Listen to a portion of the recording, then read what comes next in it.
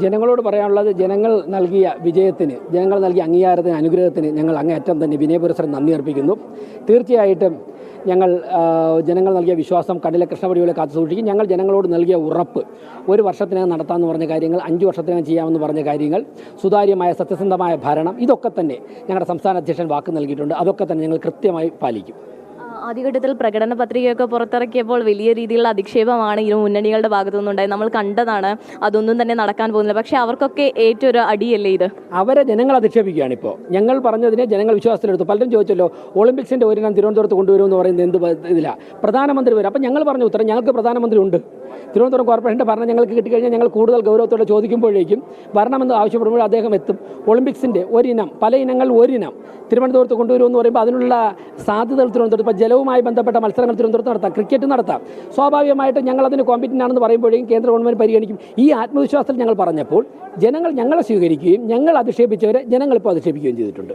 കുറേയേറെ വിഷയങ്ങൾ വലിയ രീതിയിൽ വളച്ചൊടിച്ചു വന്നു. അതായത് BJPയുടെ പല സ്ഥലങ്ങളിലുണ്ടായ ഇൻസിഡൻറ്റുകളെയൊക്കെ വലിയ രീതിയിൽ പ്രതിരോധത്തിലാക്കുന്ന തരത്തിലൊക്കെ ഈ പ്രചാരണ രംഗത്ത് സജീവമാക്കി മാറ്റിയിരുന്നു. അതായത് ആത്മഹത്യ ഉൾപ്പെടെയുള്ള കാര്യങ്ങളെ വലിയ രീതിയിൽ വളച്ചൊടിച്ചു. പക്ഷെ അതൊന്നും തന്നെ ഈ വോട്ടെടുപ്പ് സമയത്ത് ഈ മത്സരത്തിന്റെ ഫലം വന്നപ്പോൾ അതിൽ പ്രതിഫലിച്ചില്ല എന്നുള്ളതല്ലേ? അതായത് ഒരു മാനസിക സമ്മർദ്ദം വന്ന് ഒരു വ്യക്തി ആത്മഹത്യയ്ക്ക് മുതിരുമ്പോൾ ആ ആത്മഹത്യയെ ആഘോഷമാക്കി മാറ്റരുതെന്ന് UDFന്റെ മേയർ സ്ഥാനാർത്ഥിയോട് ഉൾപ്പെടെ ചില ചാനൽ ചർച്ചകൾ ഞാൻ പറഞ്ഞിരുന്നു.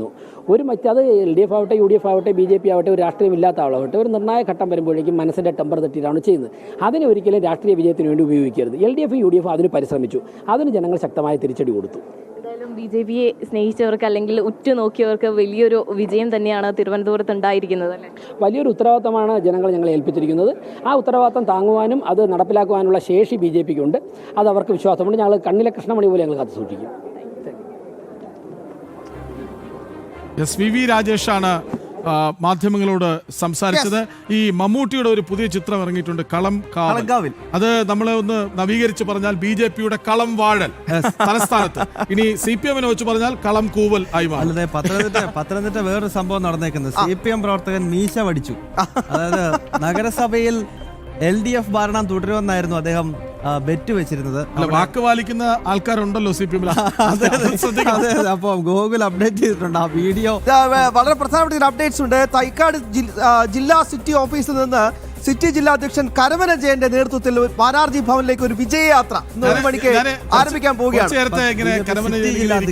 ഒരുപാട് പോയിന്റ് ഉണ്ട്. കരമന ജയനുണ്ട്, ഒപ്പം തന്നെ VV രാജേഷ്, നമ്മൾ ഈ പറഞ്ഞ unsung heroes, S Suresh, unsung heroes ഒരുപാട് പേരുണ്ട്. അതായത് കരമന ജയന്റെ ഒരു ചിത്രം, അതിന് താഴത്തെ കമന്റ് ഇതാണ്, കൊച്ചു കള്ളൻ ചിരിച്ചോണ്ടിരിക്കുകയാണെന്നും അറിയാത്ത പോലെ. അതായത് പുള്ളി എത്രമാത്രം രാവും പകലും വളരെ ഹാർഡ് വർക്ക് ചെയ്യുന്ന ഒരു നേതാവാണ്. കാരണം അദ്ദേഹം BJPക്ക് വലിയ സംഘടനാ സംവിധാനം ഇല്ലാത്ത പാറശാലയിൽ പോയി 2 തവണ മത്സരിച്ച് മറ്റൊരു വാർത്ത വരുന്നുണ്ട്. സണ്ണി ജോസഫിന്റെ പ്രതികരണമായി തിരുവനന്തപുരത്ത് BJPയെ മാറ്റി നിർത്തും.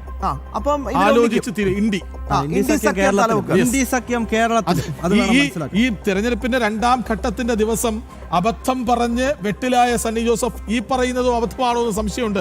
4 മാസം അപ്പുറം തിരഞ്ഞെടുപ്പ് വരാനിരിക്കുന്നു എന്ന് ഓർക്കുന്നില്ല. അല്ല, അങ്ങനെയാണെങ്കിൽ ഒരു പക്ഷേ എന്റെ പരിമിതമായ ഒരു രാഷ്ട്രീയ പഠനത്തിൽ നിന്ന് ഞാൻ മനസ്സിലാക്കുന്നത്, അങ്ങനെ ഒരു തീരുമാനമാണ് കോൺഗ്രസ് എടുക്കുന്നതെങ്കിൽ അത് ആത്മഹത്യാപരമായിരിക്കും. നിയമസഭാ തെരഞ്ഞെടുപ്പിൽ വലിയ തിരിച്ചടി കോൺഗ്രസിന് ഉണ്ടാകാൻ പോകുന്നു. കോൺഗ്രസ് തന്നെ എന്താണോ ആഗ്രഹിക്കുന്നത്, അതായത് BJPക്ക് ഒരു സ്പേസ് കൊടുക്കരുത്. സ്വാഭാവികമായിട്ട് ഉണ്ടാവുന്നത് BJPക്ക് സ്വമേധയാ സ്പേസ് ഉണ്ടാവുകയാണ് ചെയ്യുന്നത്. ഇത് രണ്ടും ഒന്നാണെന്ന് വിചാരിച്ചാൽ പിന്നെ ജനങ്ങൾ എന്ത് ഒരു ഓപ്ഷൻ പിന്നെ എന്തായിരിക്കും? ഇതൊരു വളരെ ബേസിക് ആയിട്ടുള്ള കാര്യമാണ്. പ്രിയപ്പെട്ട പ്രേക്ഷകരെ, മാറാനല്ലൂർ പഞ്ചായത്ത് ജയിച്ചു ഒന്ന് വായിച്ചോട്ടെ. അതായത് ആറാമല്ലൂർ, അതോടൊപ്പം തന്നെ മാറാനല്ലൂർ നോർത്ത്, അരുവിക്കര, വെളിയംകോട്, മേലാരിയോട്, മണ്ടിടക്കോണം, വണ്ടാനൂർ, വേട്ടമംഗലം, എരുത്താവൂർ, ഇരുട്ടമ്പലം, പെരുമള്ളൂർ, മാറാനല്ലൂർ, ഇത്രയും വാർഡുകൾ പിടിച്ചെടുത്തുകൊണ്ടാണ് മാറാനല്ലൂർ പഞ്ചായത്ത് ഒരു കാര്യം കൂടെ പറഞ്ഞോട്ടെ. കഴിഞ്ഞ തവണ ഏറ്റവും പ്രായം കുറഞ്ഞ പഞ്ചായത്ത് പ്രസിഡന്റാക്കി CPM അവരോധിച്ച ഒരാളുണ്ട്, രേഷ്മ മറിയം റോയ്. ഓർമ്മയുണ്ടാകും. ഇവിടെ നമ്മുടെ തിരുവനന്തപുരത്ത് മേയറായി ആര്യ രാജേന്ദ്രനെയും പ്രായം കുറഞ്ഞ പഞ്ചായത്ത് പ്രസിഡന്റായി പത്തനംതിട്ടയിലാണ് ആണെന്ന് തോന്നുന്നു പരാജയപ്പെട്ടു. രേഷ്മ മറിയം റോയ് പരാജയപ്പെട്ടു.